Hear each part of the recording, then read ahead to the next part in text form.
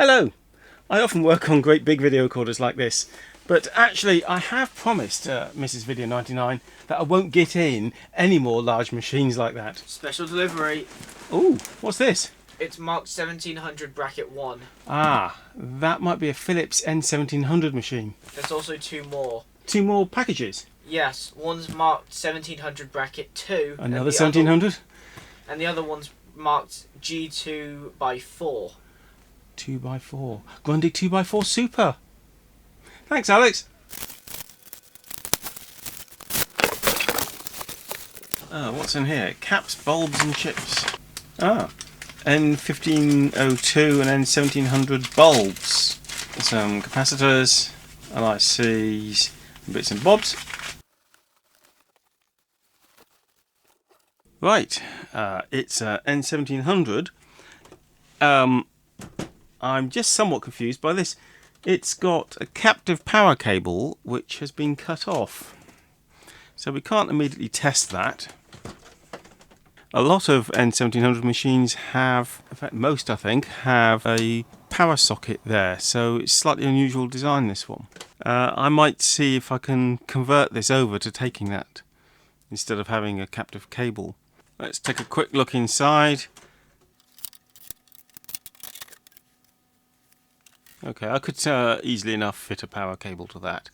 And let's have a look at the deck underneath. So we don't have any drive belts, so the capstan belt's missing and the drum belt is missing. That's the right paint to fit that one.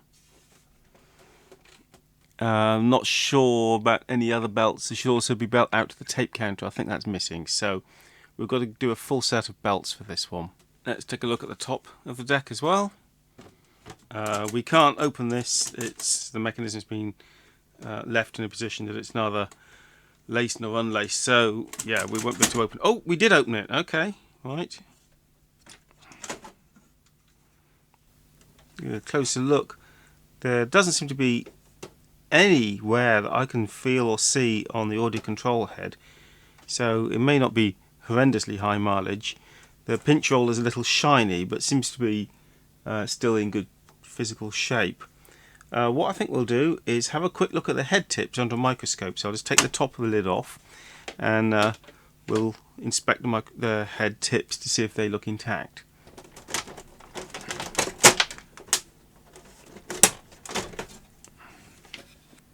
Interestingly, someone has written on the modules what their functions are.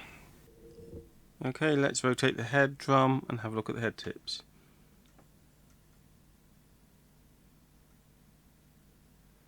There's the first one, and I love it when you get a glisten like this because it really helps to see the condition of the head. And that head looks like it could use a quick clean, but it appears to be intact. You can't really tell much about head wear, but it looks to be intact. Let's spin across to the other head.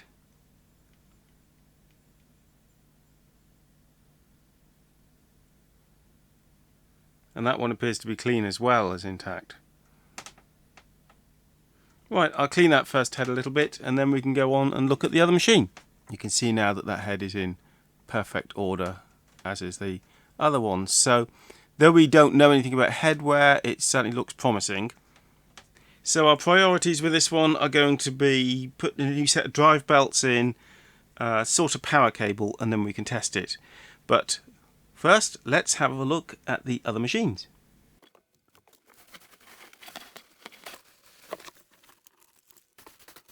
Okay, this one has got an intact power cable, nicely labelled, and audio video connectors. That's always very useful, saves me a job. Let's have a look in the same way as we did with the last one. Okay, I have the machine the other way around here. And this one appears to be complete with drive belts. So there's our drum motor belt, capstan belt, tape counter belt. Altogether a much more intact machine. I would say this machine has been working until relatively recently. It's a relatively modern mains plug too. So this hasn't been sat around. Oh look, the mains plug is dated 1995.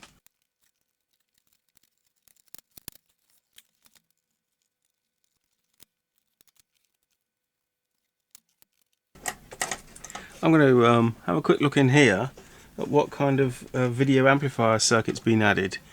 Okay, the video amplifier in this case has been built in a bit of a sort of 3D construction on top of the board itself. We'll see how that works, but I may replace that with the same circuits I've used on all my other N1502, N1700 and even SVC SVR machines. And let's also have a look at the head tips with a microscope on this one.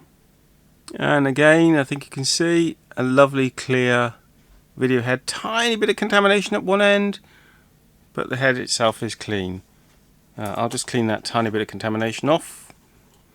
Okay, that's a good video head. Let's spin around to the other side.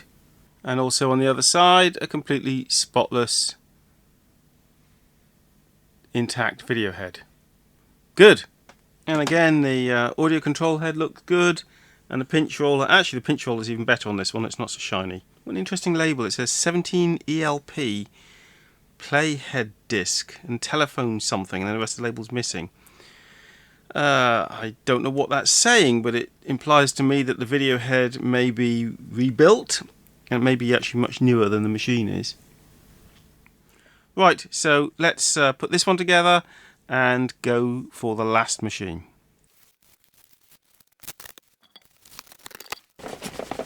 There's an interesting box of goodies here. This we'll look into in a moment once we've got this machine out. And some more goodies. This one seems to be missing an end panel. I've never seen that come off before, but I think I have a scrap machine somewhere that I could raid one of those from, so that shouldn't matter too much. And the top is pretty much come off already. The plastic lugs at the back have snapped off, which is quite a common problem. There's something a little adrift there.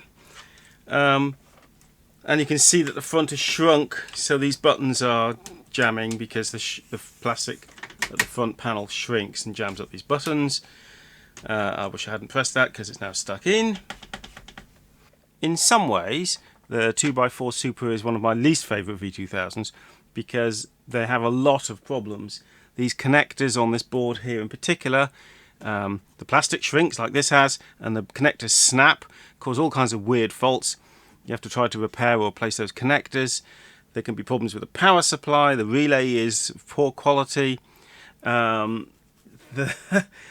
whole thing can be quite hard to work on, and a problem I've not been able to resolve on these is that it's quite common for the end of the tape, the last few minutes of a tape, to play quite badly due to a problem with the back tension.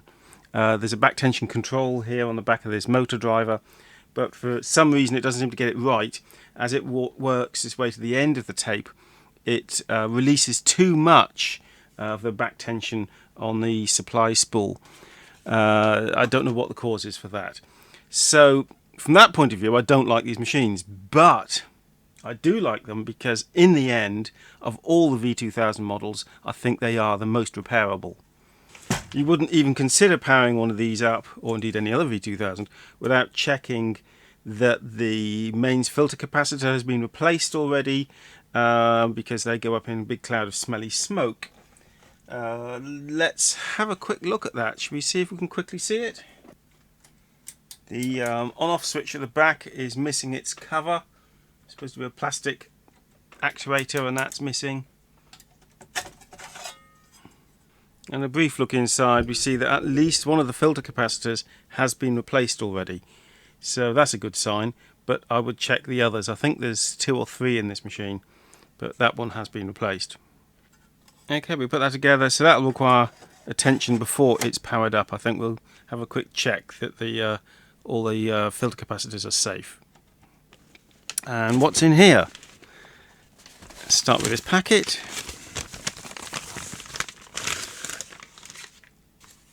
Oh, television. This is one of the older ones, March 71. I don't have this one. 17.5p, 3 and 6, whatever that was. Helical scan videotape recorders. Advert for radio and television servicing. I've got some of those. I've featured those on a previous video. So this was a state of play of video recorders in 1971, just before the N1500 model came out and changed everything. And 1981 Which magazine? Video recorders. All right. And cassette decks. And would you believe it? The picture they have here of a family watching a video recorder, that is, I'm fairly sure, an SVR machine, SVR 4004. Why they chose one of the rarest machines in the world, I don't know. But they've got that under the TV in such a way that you wouldn't be able to open the cassette because it would crash into the cabinet. So they say here, VCR system used by Philips in various formats since the mid-70s being phased out in favour of V2000. The system has been adopted by Grundig, who have discontinued SVR. So that was what we were talking about, the SVR 4004, and I've featured those a lot lately, and I'm going to be doing a little bit more work on one of them. Now, the V2000 is one of the first in which the video cassette can be turned around like an audio cassette. Well, it turned out to be the only video format that was true of. And looking at the models here that they tested, they did the Grundig 2x4. Was that the one, maybe, that they're featured on the front page? Let me have a look. Because it does look like the SVR, doesn't it? Aha! Maybe that's it. Is that a front loader? Do you know? I don't know, because I've never seen that model. Endurance, no particular problems. I don't believe that of any V2000. Then they do a Hitachi, but that's a piano key mechanical one, which in 1981 was probably a little bit dated, to be honest. Another JVC piano key machine. So that's much like in this country, was primarily sold as a 3V16, I think. There's a Mitsubishi, which is not one I've ever seen. And a Panasonic, bit of a lump those, but they're okay. VR 2020, that really wasn't a special machine. You know, it was as big and bulky as the worst of the V2000s, and yet it didn't even offer freeze frame and picture search. It really wasn't a great machine, I don't think. Slightly poorer than average picture. I agree with that. There are people who think that V2000 was better than VHS and Beta in terms of picture quality, but I'm afraid I don't think it was, really. Especially the early ones like that. A Sharp, I've never seen anything quite like it. Is that a sort of a front loader? What a lump of a thing. Poor picture quality. C7, big expensive lump, unreliable as hell, but lovely performance. I mean, they were really nice machines. So what they say, better than average picture, lots of features. I mean, they really did. They threw everything at it. It didn't have hi-fi stereo, it hadn't been invented then, but pretty much everything you could throw at a video recorder in 1981 was on the C7. And Toshiba, I have one of those. I featured it. In fact, I'm looking at it now. It's in my workshop.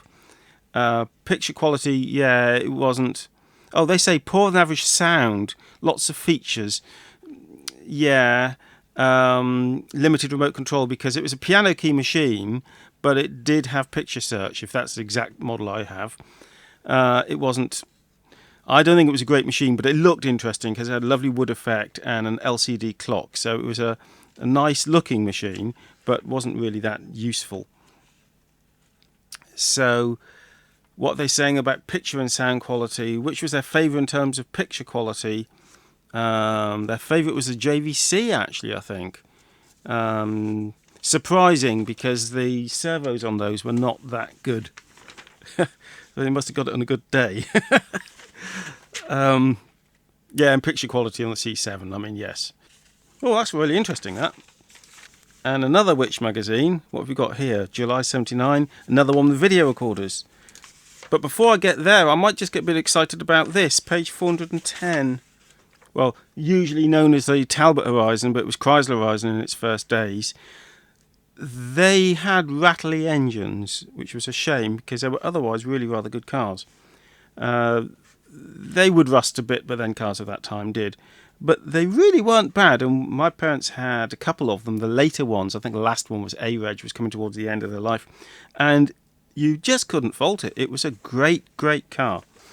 So another bit about the video cassette recorders. Let's see which ones they're covering here. And this one is 1979. They tell you all what it does. Oh, so that's quite good. And they had the SVR 4004, which I have 2 of, and both now in working order. A stunning £730. One of mine has a label on it. It was discounted to £299. It's got the original price tag on it. So it was expensive, but it just didn't sell, so they ended up discounting them. What are they saying? Worth thinking about the N1700, which we were looking at just a few seconds ago. They've got Sanyo VTC 9300. Not my favourite, to be honest. Bit of a lump of a Sanyo Beta. Some VHSs. So that's effectively, I think, the 3V00, I think. And a Panasonic.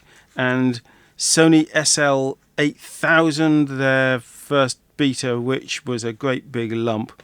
So which would you take of those? Oh, man, I don't know. In terms of technology, yeah, the SVR 4004, it has something approaching picture search. It's got full logic control. You could get cable remote control for it as well. Pity they didn't have infrared remote control, because that would have been an easy thing to add at that point. But yeah, the picture quality is not bad, actually. The picture quality is surprisingly good when they settle down and they work. But interoperability between machines is not very good. No audio output socket. Yeah, I know. Audio and video sockets are really poor on those, unless you buy the AV model. Confusing to operate at first. Yes, it is a bit weird. Clock can't display the actual time when the timer's set. I've never tried to use the timer, but being Grundig, it's bound to be difficult to use. As I say, the AV version has video and audio inputs and outputs. And they say that they've had trouble with them. Yes, I'm not that surprised. And they say endurance, impossible to get a steady picture on an old recording, and picture quality poor on a fresh recording. Yes, I'm afraid the N1700 didn't always perform that well. Occasionally they could play up, the servos weren't brilliant, you could get audio control head alignment problems. Not particularly easy to operate. 1702 has some improved features. I've still never seen a 1702. The only thing I'm aware of it being different is it's got an extra digit on the tape counter, but I think there must be some other detail differences. I'm sure there are. 9300, I am afraid I did take one of those to the tip, and I'm sorry about that, many years ago when I was moving house, and it basically ran, and I'm really sorry I did that. And a picture of the various tapes. So that's all interesting, isn't it? We enjoyed that. Let's see what's in this box. We have some spares. So that's the loading motor for 1502 or 1700. I say that as though they're interchangeable, but as I found out a while ago, they're not entirely interchangeable, but you can make them fit. So yeah, that's always useful because they can fail. S-video cable was handy. BNC cable, that's a clock. I think that's for the 1700. Some small belts. Belts are always handy. More belts, yep. And yet more belts, including some flat belts. So these belts between them might be what we need for our N1700 number 1. Okay, a set of motors. Well, these could be the 1502 or 1700, but given that we've got two 1700s there, I'm going to say that they're probably 1700 motors. And they can come in handy because the motors do fail, they can squeal. Some filter capacitors, bulbs, very small bulbs, 9 volt, 80 milliamp. They may be the bulbs used in some VHS machines. Video head, a VHS video head. So it's a simple 2-head VHS machine. Which model? Don't know. I'm going to say it's probably something like a JVC, Ferguson 3V16, that type of vintage probably. But we could look up the part number and work that out. Dated 1990. That is a board clearly for 1700. FM modulator, processor, crispener, FM demodulator. Ah, that's the board that sits in the bottom. I had one of these fail, didn't I? Was that 1700 or 1502? I had a fault with one of these because I had a weird colour fault. And it's the first time I'd ever looked underneath at this panel. Something in here for the Grundig 2x4 Super. Drive belts for the 2x4 Super, including the loading motor belt, which is a very, very short, very thick belt, really hard to get. I didn't even know you could buy that anywhere, and looking at the receipt, it's not cheap, but that's really useful. Very, very good. That's certainly going to be used. Head drum pulleys for the 1502 and 1700. Supply and take up spool assembly for 1502, 1700, and they have these little spacers and you set the back tension on these. I've covered this before. It's not a great design because there's no regulation of back tension, and as the spool on the bottom empties, it runs faster, and so the effective back tension increases. There was no control for that. This machine controls the back tension electronically, as do some other machines such as the Sony SLC9, SLF1 Portable, and a lot of V2000 machines. Most V2000 machines have two motors and a back tension control set by reverse biasing the supply spool. Another way of doing back tension, and I've done a great YouTube video about this, was the regulator arm, which alters the amount of tension it applies to a back tension belt. But this, the 1502, 1500, 1700 don't have any back tension control at all. Always handy. And finally, something in this box. Large flat belts, it says. They are. Some of them very large and flat. Not sure what these are for. These look more like vacuum cleaner and similar. Not sure these are video related. Though possibly might be. Some of them. I'd have said that's a turntable belt probably. It's going to be a little bit harder to have a look at the head tips on this one, but we'll give it a go. What I'll do is set up a mirror so the microscope looks down at the mirror and gets a reflection of the heads. I've done that before and it has been known to work. Then I've set up a mirror at the bottom of the deck here, and I can set the microscope to look at the head tips. This is one head tip, and that all looks to be in good order. Let's swing it around to the other side. And that's the second one. And again, all in good order. So, though they could be worn, the heads are not fundamentally smashed. A huge thank you to subscriber Craig Adams, who's donated all this fantastic kit to me. You can tell I'm going to get stuck into this. But which one first? So I'm going to put in a thing where you can vote on YouTube, and you can decide which machine I should work on first. There's the Philips N1700 number 1, which doesn't even have a power cable or belts or AV output.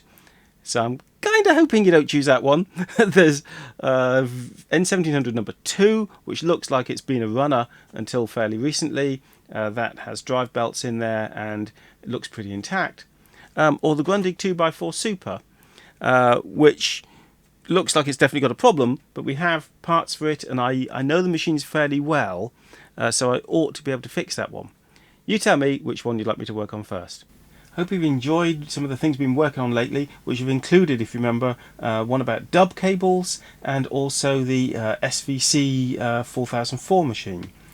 Special delivery. Ooh, I say, got some more parts here. Let's have a look at these. This has been sent to me by Matthias from Belgium. What's something from Sony in an original box? Dubbing cable, VDC5A. Wow! That's a brand new pneumatic dub cable. That is amazing. God, a brand new one. So, as well as the one I've made, we now have one more, which is ideal because I've got two of those DPS 375 SP time-based correctors, and I can now hook both of them up to machines. To find a brand new inbox one of those, I mean, that is a real find. And what do we have here?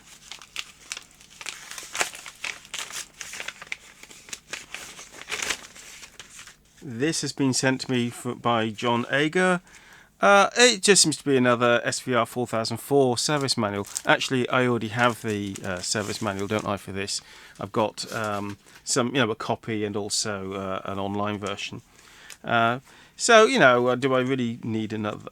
But this is in English. I didn't know they even made one. I had never seen one of these in English, and so I assumed that it didn't exist. Oh, that is going to make servicing the SVR 4004 machines just so much easier, because as well as being actually a high quality copy, it's all in English. Oh, I'm so pleased to have that. That's going to make my life a lot easier. I know a little bit of German, but not really enough to get to fully understand what I'm doing. One thing I do notice, let me have a quick look at this. That's the power supply. Let's compare that to the power supply diagrams on the German manual. Interestingly, the page numbers are different, so there might be some different information in them as well. But there's the German one, and yes, it's laid out slightly differently. But the thing I'd noticed is on this one, the German one, the pin numbers are incorrect on these connectors, and so they are still on the English one as well. So I will stick labels on here to remind myself that the manual is wrong. There was a part of one of the manuals I've got, an online one, which had the EL version of this machine where they had corrected that mistake. So with the full set of manuals now, I've got the German ones, I've got the online ones, and I've now got the English ones. I've got no excuse for getting confused apart from the mistakes in them when working on the SVR 4004. I just cannot believe that this was ever made, because the amount of these machines that were sold in the UK was quite small. So a huge thank you to some of my subscribers who sent me this fantastic kit. I really do appreciate it. Excellent. Thank you so much. Right, I'll do plenty more content on audio and video equipment in the near future. Bye for now.